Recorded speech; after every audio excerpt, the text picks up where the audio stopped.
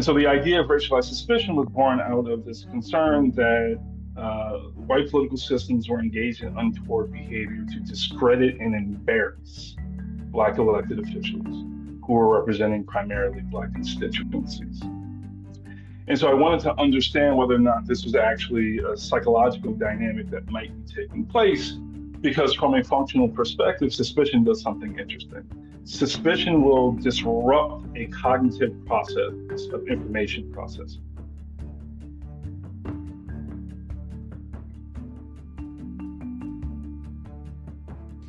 Hi, I'm Emily Holloway, and you're listening to UAR Remixed, a podcast companion to the journal Urban Affairs Review. You just heard from Nyron Crawford, the author of Marked Men, Black Politicians and the Racialization of Scandal, from NYU Press. My name is Nyron Crawford. I'm an associate professor of political science at Temple University and faculty fellow in the public policy lab at Temple University. I study American politics broadly defined with a focus on race, policy, and the American city. Nyron, thank you so much for joining us. I've been looking forward to talking to you about your book. There's a lot in the news this year that ties into this research directly that we'll start talking about later in this conversation. But maybe to start, could you just walk us through how you came to this project? What sparked these questions about Black mayors, public perception, and this idea of racialized suspicion? So I happened onto this project a bit by accident. It was a bit serendipitous. My dissertation was something that was different. So the book is only partially an outgrowth of the dissertation. Initially in graduate school, I was interested in the idea or understanding how white mayors were elected in majority Black cities. And so thinking like places like Detroit, Baltimore, and Gary, Indiana, places that were post-industrial cities that were electing white mayors, and they were strongly Black politically empowered, 65 to 80% Black. And so trying to understand those dynamics, and one of the arguments that I made there was that economic decline could facilitate this kind of idea of ethno-racial transition of the mayor. And previously the literature focused primarily on kind of moving to white ethnics, and never from a Black mayor to a white mayor because of the short time horizon. But one of the things that came up was that there seemed to be a high threshold. I was focused specifically on African American voting behavior here, or political attitudes related to Black and white mayoralties in these places. And what I found was that there's actually a high threshold that African Americans did not, in large numbers, abandon Black elected officials or candidates. So there was something else going on. So it raised a different question. Under what circumstances might African Americans kind of abandon Black elected officials? And one of the things I came to is that it had to be scandal and corruption. That would be one space where there would probably be low tolerance among voters for untoward behavior from elected officials, particularly of the financial variety. And there's some notes of that in the book. And so I ended up going down that rabbit hole, trying to understand what role does transgression or scandal, political scandal, or public corruption play in maybe facilitating a withdrawal from Black elites and the circumstances. And so the book was born out of that idea, trying to understand what was happening. So one of the things that I found in the early research was that even that dynamic did not push African Americans that far away from Black elected officials. And so I decided to kind of go fully in that direction. And so how do you structure the book? You use this framework of racialized suspicion to get through these different examples. So can you unpack that a little bit, walk us through it? So one of the challenges of the book was to kind of do two things. The first is to lay out why Black political elite are labeled corrupt, right? So to kind of set up that dynamic. But the primary goal of the book is to focus on the Black mass public, to really understand the political psychology behind support for these scandalized mayors. And so, as I alluded to earlier, one of the things that I was saying was that there was not a lot of abandonment of Black elected officials in a systematic way. And so I wanted to understand why. And so in thinking about kind of the psychology of group dynamics and just the nature of Black political empowerment in American cities, and just some other historical dynamics, as I talked about related to post-Reconstruction, one of the things that occurred to me is that African Americans were really concerned that the government was engaged in untoward practices toward African Americans, right? And we talk about that historically and contemporarily, focused primarily on kind of what white political systems do to Black communities. But we've not paid a lot of attention to what it does to the Black elites in service to those communities, right? And so we see plenty of examples with this, again, with FBI surveillance of civil rights leaders. And one of the consensus notes there were 2 points. One, that African American political leaders or elected officials were being investigated at a disproportionate rate to their population, right? And we see that in the empirical data from the United States Sentencing Commission, just elected officials who are charged or convicted of bribery, for example, again, is disproportionate in terms of race. And so the idea of racialized suspicion was born out of this concern that white political systems were engaged in untoward behavior to discredit and embarrass Black elected officials who were representing primarily Black constituencies. And so I wanted to understand whether or not this was actually a psychological dynamic that might be taking place, because from a functional perspective, psychology does something interesting. Excuse me, suspicion does something interesting. Suspicion will disrupt a cognitive process of information processing. So when you are suspicious that something is awry, you turn your attention to the thing that you think might be motivated or ill motivated by some kind of act. And here it's the extra legal attention. And so I set out to understand this empirically, but I also wanted to make sure that the story was grounded in a reality of actual politics. And sometimes political science can be a little too far removed from cases on the ground that actually help illuminate the story. And so racialized suspicion just simply means that people are going to redirect how their cognitive resources to how they're thinking about an issue, and they're going to start asking different questions about why is that person being investigated, and is this going to just disrupt this process? And so I do a few different things. One, I do a survey experiment of African Americans where I vary the vignettes of a Black and white mayor and the kind of transgression that they've been accused of, either sexual or financial. It is important to know that in the corruption literature broadly, uh, crimes or scandals of corruption are more consequential, though sex scandals get the most attention, right? So trying to kind of differentiate what might be happening there as well as the racial dynamic. So in the urban politics literature, there's not a lot of experiments. And so this was really an opportunity to kind of leverage a different methodology to tell a local story. One of the other things that I do is that I supplement that with a survey from the Washington Post, which asks specifically about the scandal involving then Mayor Marion Barry.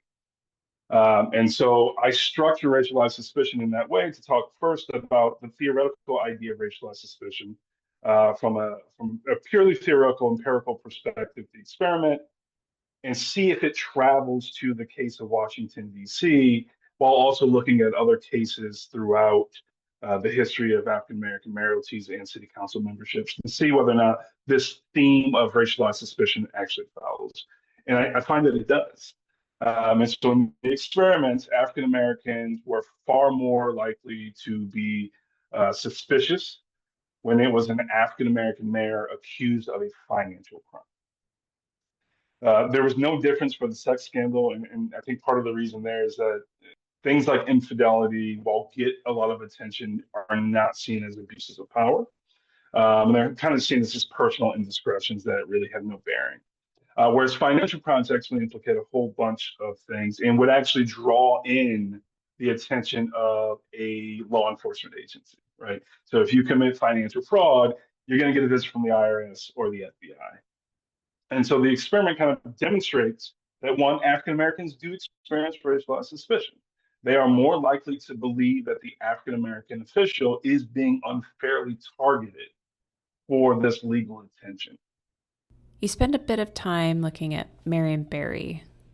And so I looked at the case of Washington, D.C., which I've realized now that I have to explain because we've so far removed that students don't actually know who Marion Barry is.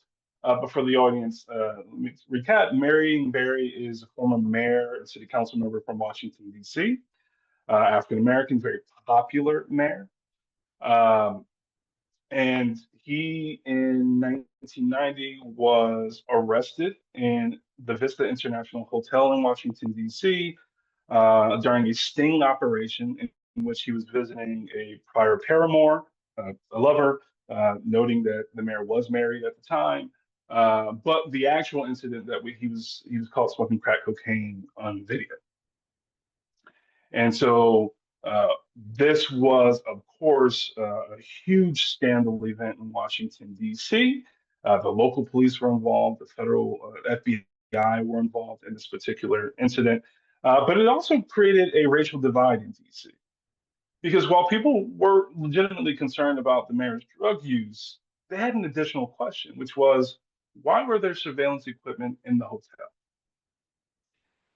And so this actually created a lot of discomfort among African Americans, both within the community and within even journalistic institutions, of raising this question of whether or not the mayor had actually been a victim of entrapment, whether he had actually legitimately been set up. And so one of the taglines in the chapter, the title of the chapter is, can I curse here? Bitch set me up. And right, so that is what he's yelling during this whole ordeal is the bitch set me up, right? The person who invited him to the hotel, who also invited him to use the drugs and encouraged his use of the drugs, set him up to be in this to be surveilled and eventually arrested. Fast forward, he goes to jail. There's a mistrial, but he does spend time for possession, I believe. And in 1992, he is released and he gets reelected to city council first. And then he is later reelected mayor of DC in 1994. And so one of the questions that a lot of people were asking, how does it happen that an elected official in a major American city is caught on camera smoking crack cocaine and is reelected to a position of importance that he had to forego previously because of this particular incident? Now, telling that story now, from 1992, it's like, well, of course, you can look at current circumstances and say, well, it makes sense. But then there wasn't a lot of precedence for it, right? And you compare Trump and Barry, you might say, well, they all just get away with it. And that's not the case. Um, and so Chris Rock, the famous comedian, did a show in Washington, D.C. And his first line was, how does someone who does this get reelected, right? How are all the other candidates so bad that you reelect a crackhead, quote unquote, right? But this was the question that people were asking. Unfortunately for me, the Washington Post was asking similar questions in their polling during the time. And so using that data and supplementing with other data, I find there were proxy questions in the Washington Post for racialized suspicion. Was he unfairly targeted? One, and was he unfairly targeted because of his race? Two. And what I find from that data is that many African Americans in Washington, D.C. did believe that he was targeted unfairly because of his race. And so kind of just finding evidence across different methodologies, triangulating methodologies to try to determine whether or not racialized suspicion is something that travels. And it suggests that it did, at least in that case. And anecdotally, I try to point to other cases where that also might be true, and also where it might not be true. And there's certainly places where not all Black elected officials benefit from racialized suspicion. There's also a fair amount of historical context framing this study. You look at Reconstruction politics and bring some of those insights into post-war urban politics. So how did you draw those connections together? Sure. So Black elected officials really, or Black politicians really kind of emerged in the post-Reconstruction South after the Civil War. And what I was trying to do, at least on the front end of providing the historical context, is trying to explain how Black politics has kind of become synonymous with corruption, and kind of framing what has happened over time. So thinking about post-Reconstruction, what we see is a lot of white folk in the South, frankly, saying that that African American leadership was going to be incompetent and corrupt, which led to springs of violence, particularly in Black towns. And so, kind of just setting up that when you look at the history of Black political ascension, that it has often been framed as corrupt. And you see that often when you hear scholars talk about Reconstruction America, they will often call it a failure. And the failure they attribute is largely to the presence of Black political leadership, right? And so, if you've ever seen Birth of a Nation, for example, there's a scene where Black lawmakers are in the state capitol eating chicken with their feet kicked up. And then you see the KKK kind of ride into the rescue of these uncivilized people who are now taking political leadership in these places. And then we see at the Reconstruction, kind of the nadir, where there's increased heightened violence against African Americans. So, if you thumb through the book, there's a great picture, I think, in the first, the chapter Perilous Negro Rule, and you see some of the political cartoons that are emerging during this period of history. And each of them are reflecting to white society the dangers that Black elected officials pose to white society, right? And so one big allegation during that period of time of Negro rule was that African Americans were stuffing the ballot box, right? So that was kind of the first charge of corruption. And so one of the pictures that I include from Norman Jennett in the piece is of a Black vampire kind of looming over white society with the words Negro rule over, right? So the goal there was to reinforce the frame of danger related to the Negro rule, of corruption related to the Negro rule, of incompetence to the Negro rule. So I wanted to point that out because I think it's a good illustration of the thread that has pulled through each century since. When you get to the 20th century, as we experience the Great Migration and as African Americans and others are moving north, particularly into the city, you see a different kind of integration into politics. But the same kind of dynamics exist when thinking about African Americans as incompetent and corrupt. And so when you see kind of the rise and fall of the political machine in the urban city, uh, scholars have argued that the one reason that urban machines were able to exist as long as they did was because of the dependence of African Americans on the corruption of the machine. And so you see this thread through history. And so in 1967, when African Americans start being elected in higher numbers at every level of government, you also see an increase in investigatory practices against those individuals as well. Members of Congress, local elected officials. We understand COINTELPRO, for example, was a very systematic surveillance of Black political leadership. And so you see this thread throughout, kind of based on this idea that African American politics is a corrupt project, which facilitates and legitimizes the need for it to be dealt with as a criminal justice matter or as a criminal matter, rather. Now, in your research, did you look at other variables like class or education or gender? I did not. And it is something that I think a lot about now. I think that the book, in many ways, is less timely. Research takes a long time, and I think there are circumstances that are different. There was some earlier evidence that there was really no big class difference in terms of income, but there was in terms of education. I did not look at the gender dynamic, but I tried to get at that in different ways. One of the charges from Catherine Russell Brown was that Black women did not benefit from Black protectionism in the same way. But I do think class is an overlooked area in Black politics.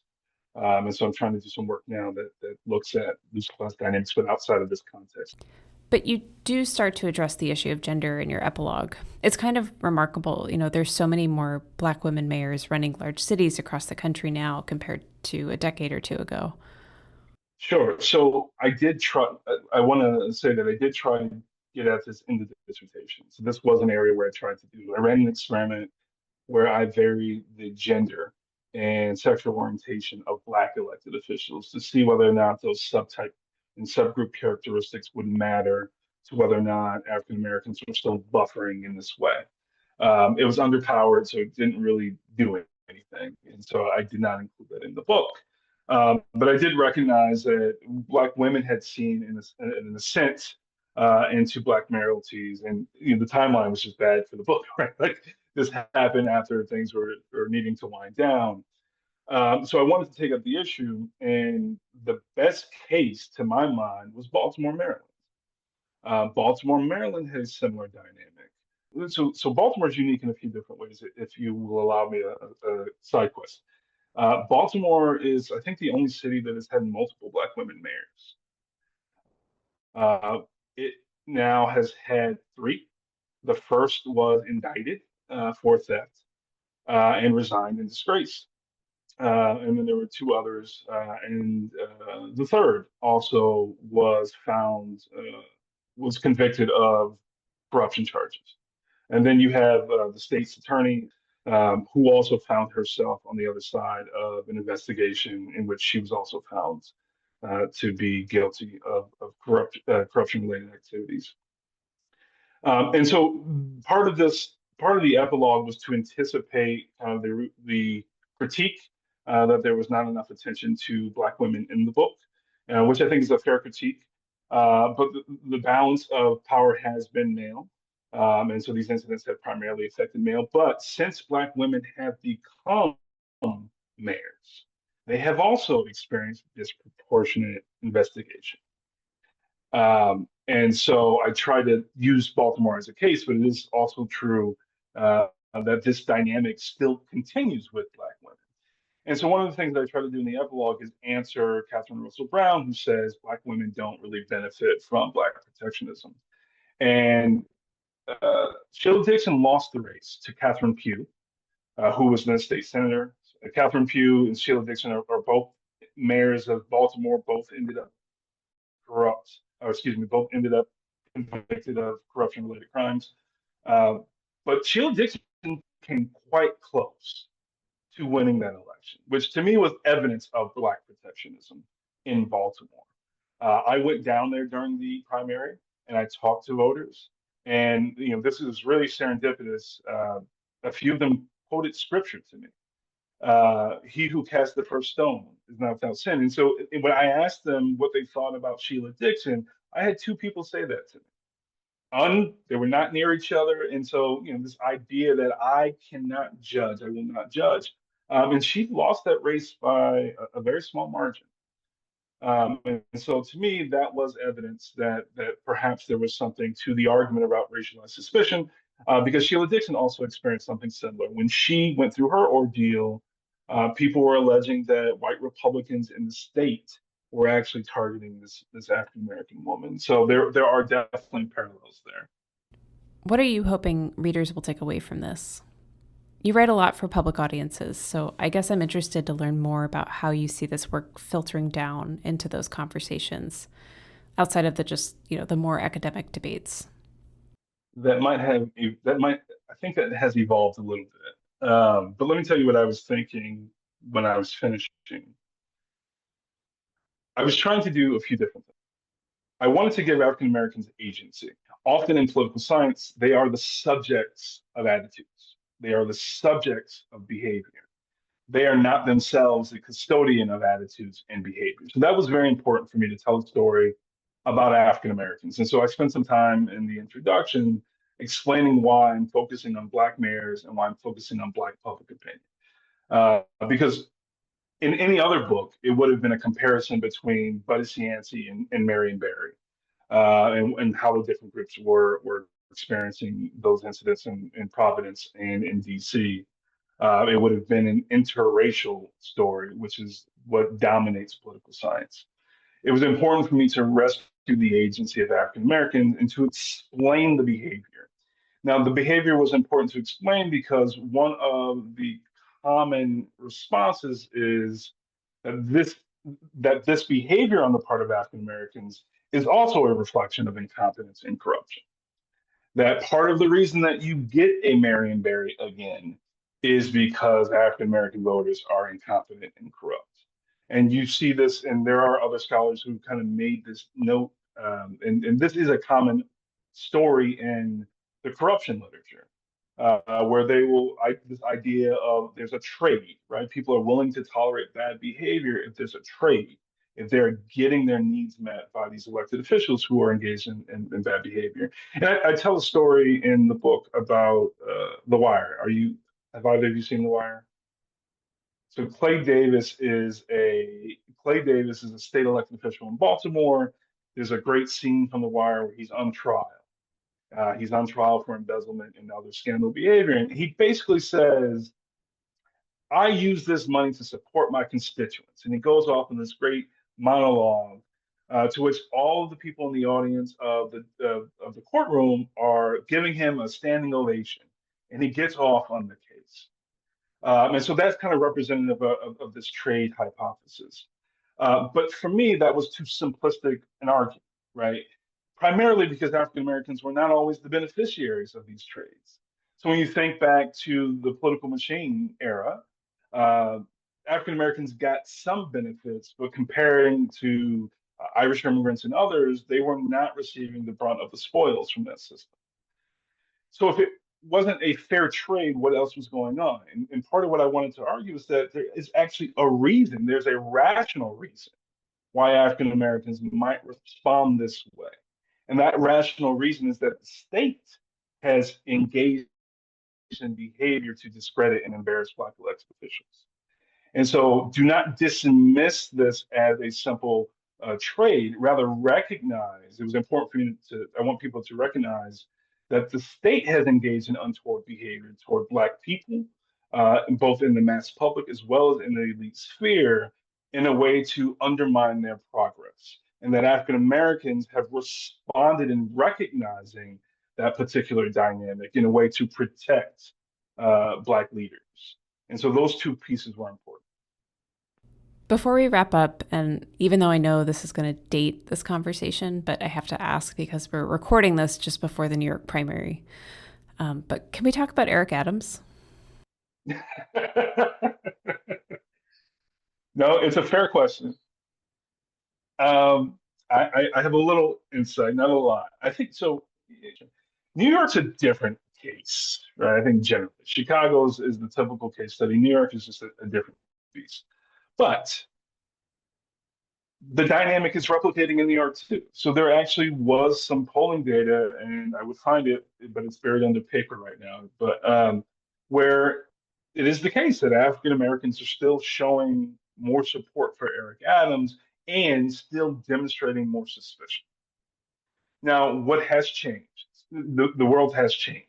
Um, in many ways, I sometimes feel like, I do think the basis of the book holds, but in the conclusion, I do make a case for a more critical Black protectionism. And I think we're actually seeing that with Eric Adams. Eric Adams is not a particularly popular mayor. And here, to your earlier question, I do think there are generational and gender divides here. Younger people tend to be less supportive of Eric Adams' administration. I think that has been very evident, at least on social media. I think in the current, he's actually running right now. I think the current support for Mamdani, I think is also indicative of that shift away from this notion of Black protectionism. But you do still you see a generational difference between this. So older African Americans are still, because they come up from the generation of the civil rights movement, of the Church Commission, of COINTELPRO, or at least have some greater familiarity with it. They still seem to be more likely to support Eric Adams in this case. So it's to be seen what will happen. But I do think that there is a generational divide now that has a lower tolerance for that kind of behavior as a way of kind of protecting Blackness than it did during the earlier eras. Any other thoughts or insights you want to share with the listeners before we wrap up? Yeah. So I spent a lot of time, or I tried to spend a lot of time in the conclusion, because I didn't want people to walk away from the book thinking that I was justifying bad behavior on the part of elected officials. That rather, I wanted people, as I stated previously, to recognize a set of political circumstances that, for a good number of Black voters, necessitated a protective posture on their part toward their leadership when they felt that the state was trying to embarrass or discredit them. But that it was important to also recognize that when Black elected officials were engaged in untoward behavior or corrupt behavior, that they should be properly dealt with at the ballot box if they were in fact engaged in this behavior. So I didn't want people to think that I was justifying that behavior, but also to point out that elected officials of all races, of all religions, of all parties engage in corrupt practices, and to explain rather why this particular thing is happening within this community.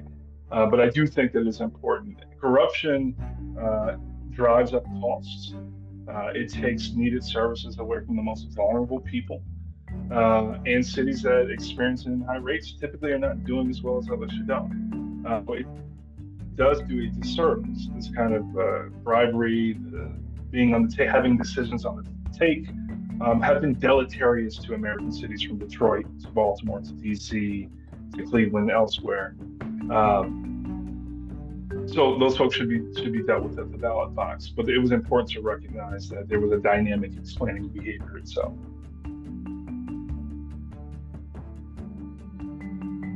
My thanks to Nyron Crawford, author of Marked Men from NYU Press. You can find a link to the book in our show notes. You've been listening to UAR Remixed, a podcast by the journal Urban Affairs Review.